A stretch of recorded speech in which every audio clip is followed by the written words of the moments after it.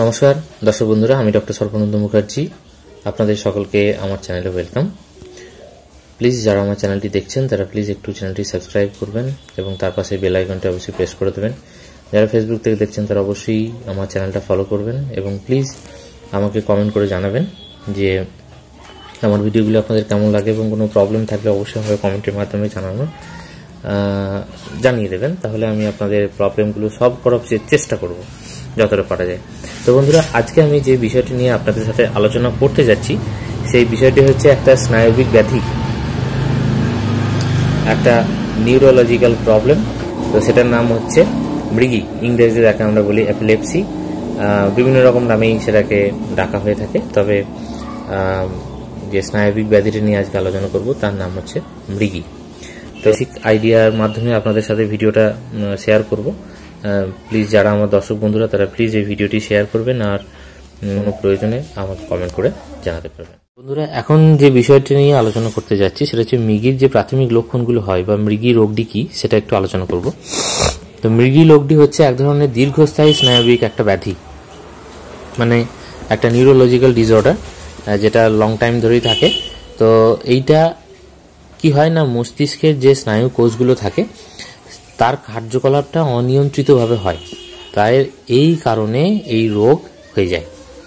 তো মস্তিষ্কের যে নিউরোলজিক্যাল যে সেলগুলো আছে, যে স্নায়বিক যে কোষগুলো আছে তার অনিয়ন্ত্রিত কার্যকলাপের কারণেই কিন্তু এই মৃগী রোগটি আমাদের হয়ে থাকে। তো এটি একটি দীর্ঘস্থায়ী স্নায়বিক সমস্যা। এখন মৃগী রোগ তো মোটামুটি একটা আইডিয়া করা গেল যে স্নায়বিক সমস্যা থেকেই হয়। এখন যদি দেখি আমরা যে লক্ষণ, যে একটা মানুষের যদি মৃগী রোগ শরীরের মধ্যে প্রবেশ করে তাহলে তার কোন কোন লক্ষণগুলো শরীরের মধ্যে দেখা দেয়।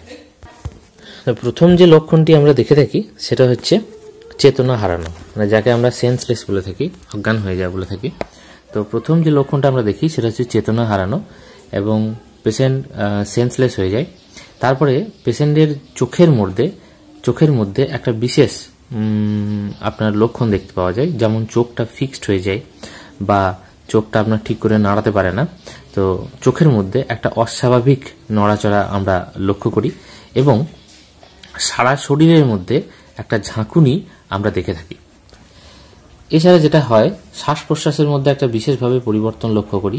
দুটো হাত একদম শক্ত কাঠের মতো সেই কন্ডিশনে পরিণত হয়ে যায় এবং তাকে আটকানো মানে অনিয়ন্ত্রণের বাইরে চলে যায়, মানে তাকে একজনের দ্বারা কিন্তু আটকানো যায় না এবং সে কোনো রকমভাবে রেসপন্স করতে পারে না, সে কোনো রকমভাবে সাড়া দিতে পারে না, তার রেসপন্সের ক্ষমতাটা একদম কমে যায় এবং সে ভ্যাবলার মতো শূন্য দৃষ্টিতে তাকিয়ে থাকে এবং তার একটা যে মানসিক উপসর্গ, বিভ্রান্তিকর যে একটা মানসিক উপসর্গ, সেইটা তার শরীরের মধ্যে ফুটে ওঠে, দেখতে পাওয়া যাবে।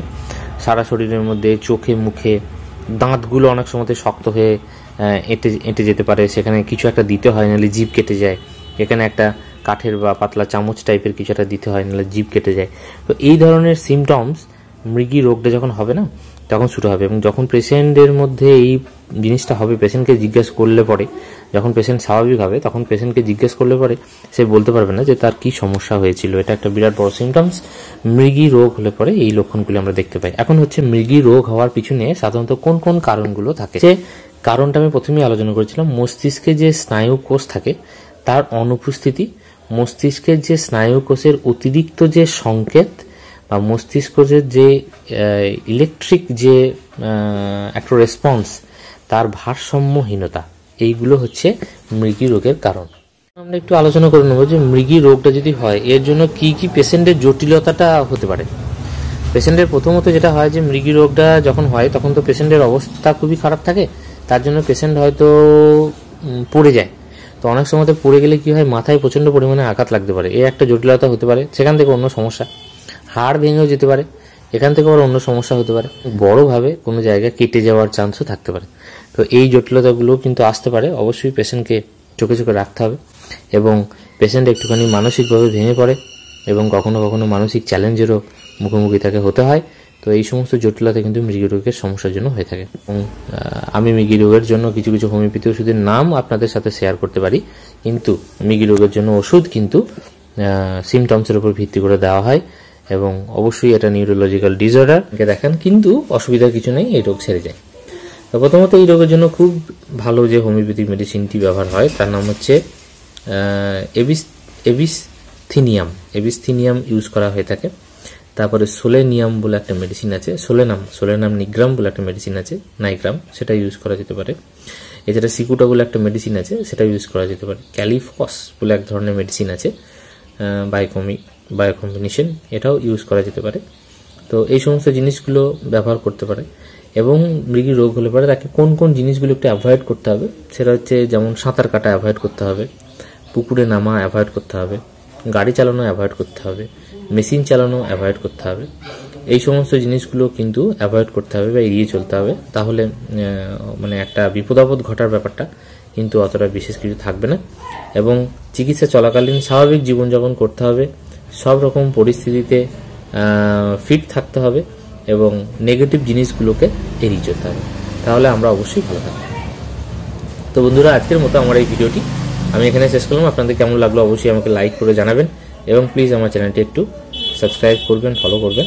সকলে ভালো থাকবেন, সুস্থ থাকবেন। নমস্কার।